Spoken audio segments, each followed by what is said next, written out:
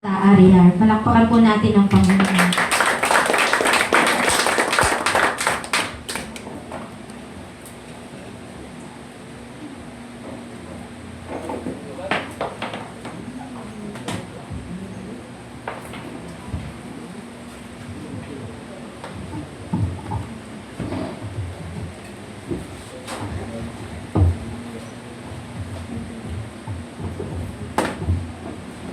Magandang umaga po sa bawat isa at ngayon po idadako na po tayo sa aral ng salita ng Diyos.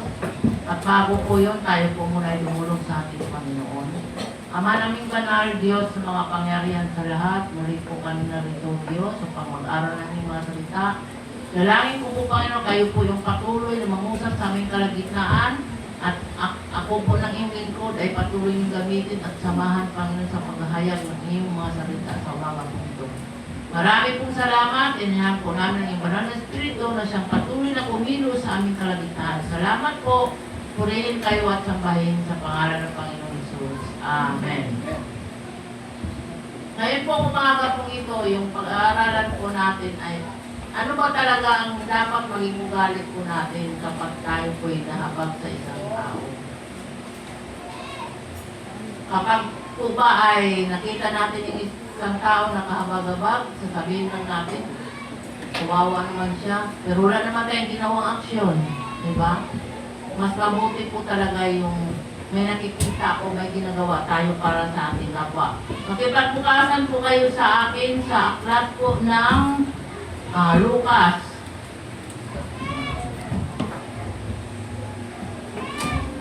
Ang pag-aralan po natin ay isang taong hindi siya nakakilala sa Panginoon.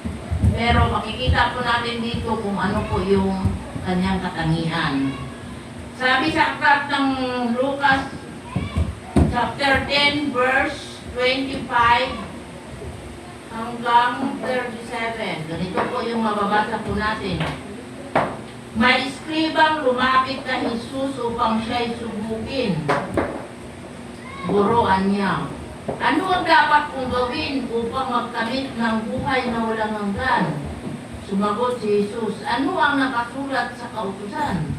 Ano ang nababasa mo roon? Tumugon siya, ibigin mo ang Panginoon Diyos ng buong puso, ng buong kaluluwa, ng buong lakas at ng buong pag-iisip at ibigin mo ang iyong kapwa gaya ng iyong sarili. Tama ang sagot mo, wika ni Jesus. Gawin mo iyan at mabubuhay ka.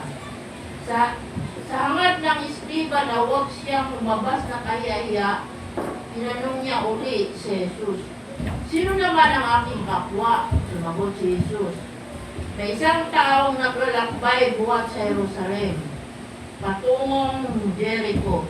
Hinarang siya ng mga tulisan. Kinuha pati damit sa katawan, binugbog at halos sakay na ng iwan. Nagkataong tumaan doon ang isang saserdote at pagkakita sa tao ng kahandusay, siya'y lumihis at nagpatuloy sa kanyang lakad. Dumaan din ang isang Levita, ngunit tinignan lamang niya ito at nagpatuloy ng kanyang lakad.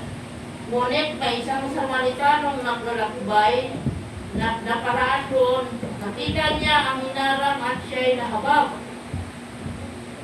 Lumapit siya, binusan ng langis at alak ang mga sugat nito at tinalian. Saka sinakay ang tao sa kanyang sinakyang hayop. Dinala sa bahay panuluyan at inalagaan doon. Kinabukasan, dumukot siya ng 2 denaryo, ibinigay sa may-ari ng bahay, panuluyan at sinabi, alagaan mo siya at kung magkano man ang kakulangan niyan, babayaran mo sa aking pagbabalik. Sino ngayon sa palagay mo ang nagpakita ng kanyang pakikipagkapwa sa taong hinarang ng mga tulisan? Tanong ni Jesus. Ang nagpakita ng habag sa kanya, tugon ng iskriba. Sinabi sa kanya ni Jesus, humayok ka, gayon din ang gagawin mo. Diba, salamat po sa Panginoon kasi yung paghabag po natin sa ating kapwa, hindi lamang po basta nakita lang natin, kailangan din po talaga natin yung aksyon tulong po natin talagang ibibigay po natin sa taong nangangailangan ng tulong. Kasi kahit sabihin mo nga sa sarili mo na naawa ka sa tao, pero hanggang naawa ka lang, wala ka namang ginawa. Di ba? Hindi po yung complete sa harap ng Panginoon. Dito makikita po natin dito na yung bibita, yung sacerdote, mga lingkod ng Diyos yun, nakakilala yun sa Panginoon, pero nakita nila yung nakahandusay na yun, lumihis sila, baka umiwas sila. Wala silang ginawang mabuti para doon. Mabuti pa yung hindi Kristiyano. Nung makita niya yung tao na nakahandusay, inano niya, ginamot niya, meron siyang ginawa. At patuloy pa niyang sinabihan ang may-ari doon na sabi dito sa verse 35, kinabukasan, lumupot siya ng 2 denaryo, ibinigay sa may-ari ng bahay. Tanurin at sinabi, alagaan mo siya, at kung magkano man ang kakulangan yan, babayaran ko sa aking pagbabalik. Diba? Talagang nag-effort siya ng halaga para makatulong doon sa taong binugbog. Pero kung kailan naman sacerdote pa, di ba? Bibita pa, nakakilala sa Panginoon, hindi po ginawa yung mga ginawa ng isang Samaritano. So makikita mo natin dito na kahit pala hindi siya Kristiyano, pero yung pakungali naman niya ay talagang tama sa paningin ng Panginoon. Nagawa po niya yung mabuti. Kaya dito, patuloy na inaaralan tayo ng Diyos, kapag tayo po ay nakakita ng may kakilalang nangangailangan o ano pa man, kailangan hindi lang po tayo basta naawa. Kailangan kumilos din po tayo. May gagawin po tayong part. Diba? Hindi lamang po sa salita, kundi sa gawa, higit sa lahat. Kaya salamat po sa Panginoon. Kaya nga, tinanong,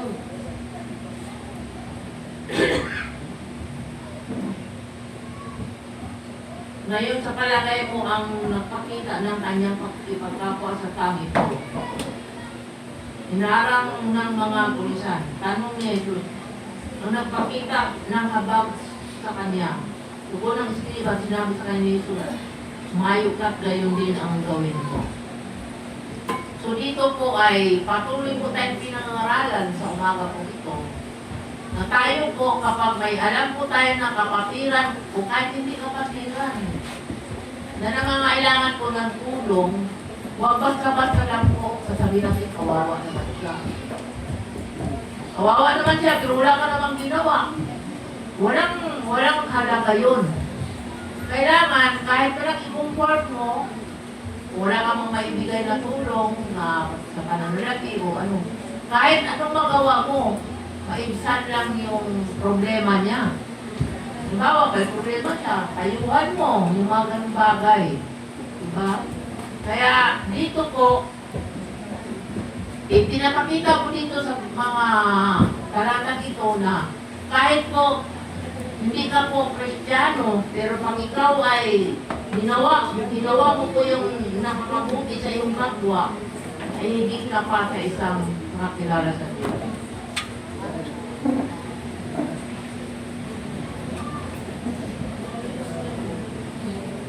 Sa sacerdote at yung ba yun sa tawag pari yun sa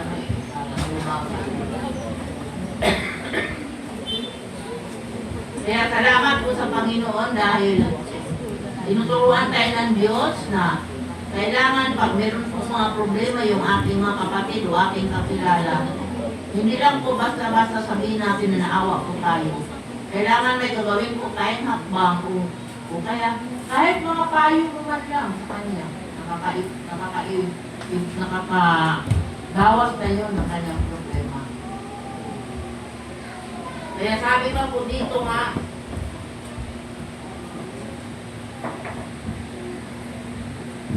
balikan po natin yung verse 29. Sa hangad ng eskriba na huwag siyang lumabas na kaya-iya, tinanong niya ulit si Jesus. Sino naman ang aking kapwa? Sumagot si Jesus. May isang taong naglalakbay buwat sa Jerusalem, patungong Jericho. Hinarang siya ng mga pulisan, pinuha, pati damit sa katawan, binugbog at halos patay na ng iwan. Pagkataong dumaan doon ang isang sacerdote at pagkakita sa taong nakandusay, siya'y lumihis at nagpatuloy ng kanyang lakad. Diba? Isang pare to, dumaan. Nakita niya may nakahandusay pero hindi ko lang siya tumulong. Diba? Masasabi mo na, ano bang klaseng pare yan? Di marunong maawa. Diba? Pero ka, ngunit may isang sa verse dito, dumaan din ang isang libita. Ngunit, tinignan lamang niya ito at nagpatuloy sa kanyang lakad. So, dalawang lingkod ng Diyos. Isang sacerdote at isang libita. Pero tingnan mo, yung ngunit may isang Samaritanong naglalakbay na nakaraan doon. Nakita niya ang hinarang at siya'y nahabag. O, biruin mo yon. Sino pa yung taong hindi Kristiyano? Siya pa yung nahabag doon sa kalagayan ng Samaritanong binugbog. Diba? Nakita niya ang hinirang at siya'y nahabag. Tumapit siya, binuhusan ng langis, nangadak ang mga sugat nito at tinalian. Saka sinakay ang tao sa kanyang sinakyang hayop. Dinala sa bahay panuluyan at nalagaan doon. So, mo yan. May ginawa siya na nakakaluhod sa Lord. Kasi yung awa, hindi lang sa pamagitan ng salita yun. May kalapit na gawa.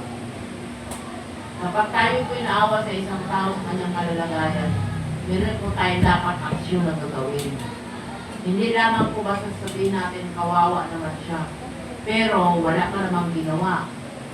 Ito, napakatindi nito, sacerdote na ito at bibita. Pero iniwasan nila para hindi sila makatulong, di ba? Anong klaseng pare ito? Anong klaseng sacerdote ito? Pero lesson po ito para sa atin na kapag nangyari po sa ating mga kaibigan ito, makilala, ito ay huwag natin dapat gawin na. Basta lang tayo tumingin. Kailangan may gawin po tayong aksyon para makatulong sa taong yun at doon po counted po yung ating paglilingkod sa Diyos.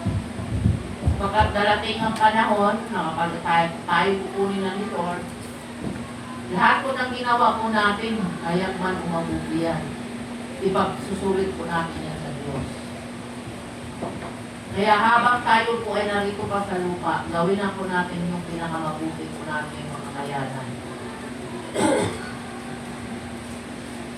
Kaya sabi nga dito,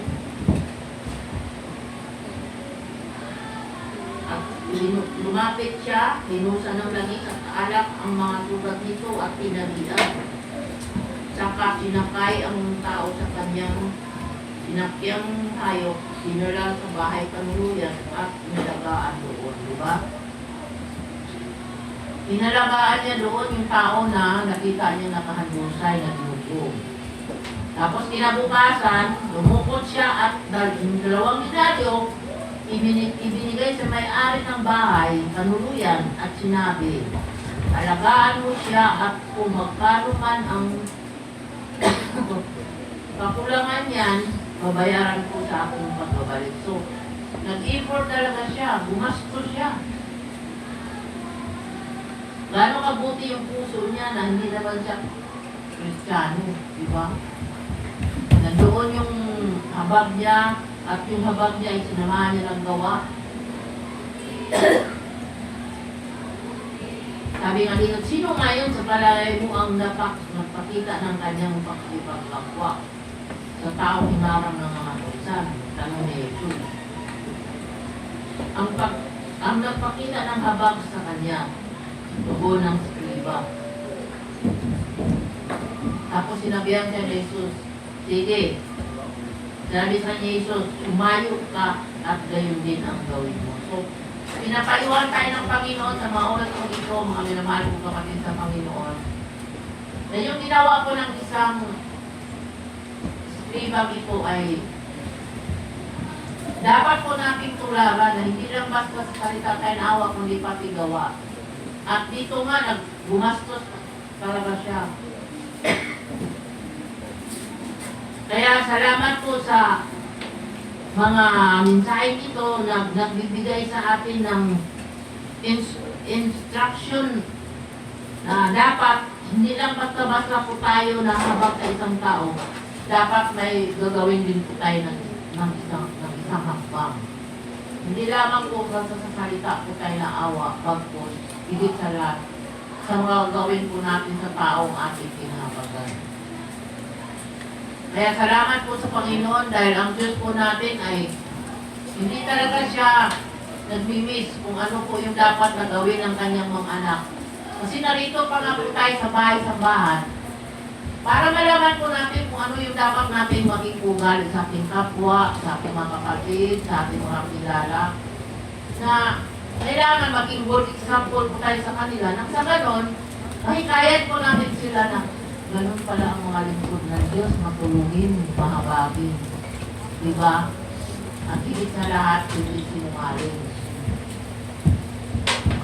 Kaya salamat po sa Panginoon. Ang sabi nga ng Panginoon Jesus doon sa tao na Levi, sabi niya,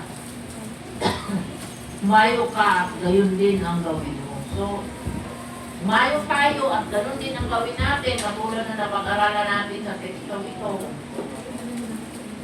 Na kahit hindi po natin kapatiran yung tao, kapag kailangan po natin tulungan siya, kailangan po natin siyang payungan, ay gumawa po tayo ng mabuti dahil may Diyos na nakakita sa atin.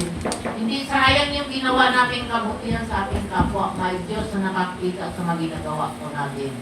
At ayon sa ginawa natin, doon tayo gagantimpalaan ng Panginoon. Kaya salamat po sa Diyos dahil ang Diyos natin ay lagi mas paalala sa kanyang mga anak na dapat talaga maging mabuting Kristiyano po tayo. Hindi lamang sa ating mga kapatiran, lalo na yung hindi nakakilala sa Diyos kasi pag nakita niya, uy, ganun pa lang maging Kristiyano, makabait naman. Kagaya nga ako, tanggapin mo nga din ang Panginoon Jesus. Kasi nakita sa buhay mo na ikaw ay karapat-dapat. Pero kung hindi nakita, sabihin na lang ng tao, huwag na. Siya nga na isang Kristiyano, ganun ang ugali niya. Ako pa kaya, di ba? So hindi ka naging good example. Kaya salamat po sa Panginoon sa umaga po ito. At ang karagdagan nito ay ibigay mo ng Christ kay Pastor Vincent.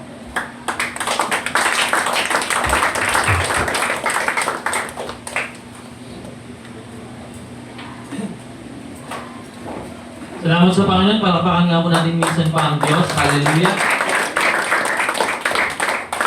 Salamat sa Panginoon dahil tunay po ang salita ng Diyos at ang ating pinag-aralan ay tungkol sa pagiging isang mabuting Samaritano. Kapatid sa Panginoon, alam na natin ito eh.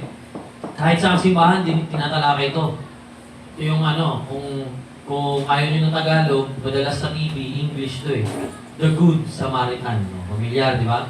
So, bakit nga ba sinabing The Good Samaritan? So, bago natin ulit talakayin at dugtungan yung sinabi ng ating tagapagsalita, punta mo tayo sa background. Kasi kung mga kapatid sa Panginoon, yung Samaritano kasi at mga Hudyo, hindi talaga sila nag-uusap. So, yung kawawa dito, yung binugbog dito, yung Hudyo. That time, hindi talaga sila nag-uusap. Kaya siya tinawag na The Good Samaritan kasi may nauna sa kanya nakaparehas niyang Hudyo pero hindi siya pinansin. So yung isa ay yung leader ng simbahan at yung Levita naman ay mananamba sa simbahan. So hindi siya pinansin. Ang pumansin pa is yung Samaritano na hindi dapat talaga sila papansinin. Kapatid sa Panginoon, sa ayaw mo o sa gusto mo, isa sa pinakamahalagang utos ng Diyos is to love one another. At yun yung pinakang topic natin ngayon. Loving and caring, di ba? Sa isa't isa. Ngayon, ulitin ko to, tignan mo yung katabi mo. Mahal, sa ayaw at gusto mo, dapat mong mahalin yan. So, sa ayaw at gusto mo, pati sa Panginoon. Kasi bakit? Yan ay utos ng Diyos. Ngayon, bad trip ka man dyan, o hindi mo lang talaga yung gusto yung pagmumukha niya, ganun pa man, kailangan mo pa rin siyang ibigin, kailangan mo siyang pagmalasakitan. Pero salamat sa Panginoon, dito naman, no, lingunin niyo yung katabi niyo, di ba, kaibig-ibig naman ang, kaibig-ibig naman, di mo ba, hindi naman hindi naman siguro, pastor, nakapanghinayang naman kasi ibigin ng tao na ito. Nakapanghinayang pagmalasakitan. Totoo po. Lugi. Kapatid sa Panginoon, yan ay utos ng Diyos. So every time na nagpapakita tayo ng pag-ibig sa kapwa at pagmamalasakit sa kapwa, hindi lang tayo basta't nagpapakita ng kabutihan. Nagpapakita din tayo ng pagsunod sa Diyos. At nagpapakita din tayo ng pagsunod sa Diyos at pagmamahal sa ating Diyos. Every time na gumagawa tayo ng para sa ikabubuti ng ating kapatid sa Panginoon o kahit hindi natin kapatid sa Panginoon, every time na ginagawa natin yon, ang ginagawa din natin mga kapatid sa Panginoon ay sumusunod sa kung ano ang utos ng Diyos. Alam niyo po mga kapatid sa Panginoon, sapagkat ang mga umiibig sa Diyos ay yung mga sumusunod sa Kanya. Kaya ang sabi ng Panginoon, if you love me, obey my commandments. At yung kautusan ng Panginoon napaloob na sa dalawa. Napaloob na sa dalawa. At yun ay ang ibigin mo ang iyong kapwa gaya ng pag-ibig mo sa iyong sarili. So ibig sabihin kung ano ang gusto mong gawin ng kapwa mo sa iyo, gawin mo muna sa kanya. Gawin mo rin naman sa kanya. Di ba? Kaya nga inalis na yung huwag kang magnanakaw, huwag kang mangangalunya, huwag kang papatay, huwag kang sasaksi sa di katotohanan. Pinalitan na lahat yon. Ang pinalit ay, love your neighbor as you love yourself. Kasi bakit? Sino dito ang gusto mong pag nakawa ka? Sino dito ang gusto mong sinasaktan ka, papatayin ka, bubugbugin ka? Sino dito gusto nun? Sino? Baka meron. Pwede natin pagtulong-tulungan. Baka meron po yan. Na gusto mo talaga, binubugbog ka. Gusto mo yung sinasaktan ka. Wala naman siguro, di po ba? Kasi bakit? Mahal natin mga sarili natin. At ang sabi ng Diyos, love your neighbor as you love yourself. Kung gaano mo kamahal yung sarili mo, kung gaano mo iniingatan yung sarili mo, kung gaano mo inaalagaan yung sarili mo, ganun ka rin naman magmalasakit at mag-ingat sa iba. Sapagkat yun ang kalooban ng Diyos, yun ang nais ng Panginoon. Dito sa John chapter 13, verse 34 to 35, babasahin ko po. A new command I give you, love one another as I have loved you. So you must love one another. By this, everyone will know that you are my disciples if you love one another. Di ba? Sayin natin sa malalim na saling. 1, Kapitulo 13, versikulo 34. Isang bagong utos ang binibigay ko sa inyo. Mag-ibigan kayo. Kung paanong inibig ko kayo, gayon din naman, mag-ibigan kayo. Kung kayo'y mag-ibigan, makikilala ng lahat na kayo'y mga alagad ko. Di po ba? Kung nagkakaroon tayo ng pagmamalasakit sa isa't isa, kung nagkakaroon tayo ng pag-iibigan sa isa't isa, na kagaya sinabi ng ating tagapagsalita, na-recognize ng mundo na ito'y mga disipulo ko. Ito'y mga tagasunod ko. Kasi bakit? Mahal nila yung isa't isa. May pagmamalasakit sila sa isa't isa. At parte ng pagmamalasakit, syempre, yung pagpapayuhan. Diba? Pagbibigay ng advice. Pag may nakita kang mali sa iyong kapwa, syempre, part din nun yung sinisita mo siya. Kasi gusto mo siyang mapabuti. Kasi nga, nagmamahal ka, nagmamalasakit ka. Di ba yung magulang? Pag may mga nakikitang mali, hindi tumitigil yun. Hanggang sa gusto talaga niyang maintindihan mo yung sinasabi niya. Paulit ng paulit ng paulit ng paulit, ulit. Hanggang sa mabulyo ka. Kasi bakit? Mahal ka niya eh. Ayaw niya na mapahama ka. At sabi dito, isang bagong utos. Utos! Pag sinabing utos, dapat sa Panginoon, pag sinabing utos, dapat sundin. Iba yung suggestion, iba yung utos. Sa Biblia kasi, may dalawang klase ng binanggit ng salita ng Diyos. Isang suggestion at isang utos. Pag sinabing suggestion, pag hindi mo ginawa, okay lang, hindi ka naman mapapahamak. Pero pag sinabing utos, pag hindi mo ginawa, tiyak na mapapahamak ka. Halimbawa, tulad na nung sinabi ni Apostol Pablo, di ba, hindi ito utos, yung kung kayo ay maglilingkod, mas maigi na huwag na kayong mag-asawa. O kaya yung, hindi naman sa pag-ano, kaya di po ba, meron tayong sa kinagisnan nating relihiyon, yung mga pari ay hindi nag-aasawa. Di ba? Bawal silang mag-asawa kasi sinunod nila yung suggestion ni Apostol Pablo. Pero ang totoo nun, hindi yun utos. Yun ay suggestion lamang. Kasi ang talagang binigay na disenyo ng Panginoon sa aklat ng Genesis chapter 1, verse 27, 28, ang up to the following verses, ay humayo kayo at magpakarami. Unan ninyo ng inyong mga supling ang buong sanlibutan. So, yan ang utos ng Panginoon. So, dito kapatid sa Panginoon, pag sinabing utos, kailangan mong gawin. Kasi pag hindi mo ginawa, mapapahamak ka. At sa Biblia, dalawa yan. Kaya minsan may mababasa tayo na ito pala ang dapat gawin. Eh, ba't hindi ito ginagawa? Kasi kapatid sa Panginoon, may mga suggestion dyan na kung mabasahin natin yung buong konteksto, mas mauunawaan natin. Pero itong pinag-uusapan natin ngayon, yung pagmamahal at pagmamalasakit sa kapwa, yan po ay panibagong utos ng Diyos. Kaya nga sabi ko, basahin ko po isang bagong utos ang binibigay ko sa inyo, mag-ibigan kayo. Kung paanong iningibig ko kayo, gayon din naman, mag-ibigan kayo. Kaya, kagaya ng sinabi ko kanina, kung makikita mo yung katabi mo, ay ibig-ibig man o hindi, may nagawa man siya sa iyo o wala, parang wala ka naman dahilan para ibigin siya, parang mas marami kang dahilan para pamuhian siya, o kaya mas marami kang dahilan para gantihan siya. Di ba? Kahit ganon, mag-ibigan kayo. Yan ay utos ng Diyos. Siguro iba na kalitin ako. Wala na akong church. Talagang iibigin ko na ito. Kaya nga mo sabi namin, Pastor, kahit mo ba yung kaaway, oo. Ibigin ang kaaway. Isang kaaway lang yung di natin pwedeng ibigin, Satanas. Yun lang. Pero yung the rest ng kaaway mo, saan mo man siya nakaaway, di ba? Kailangan mo siyang patawarin.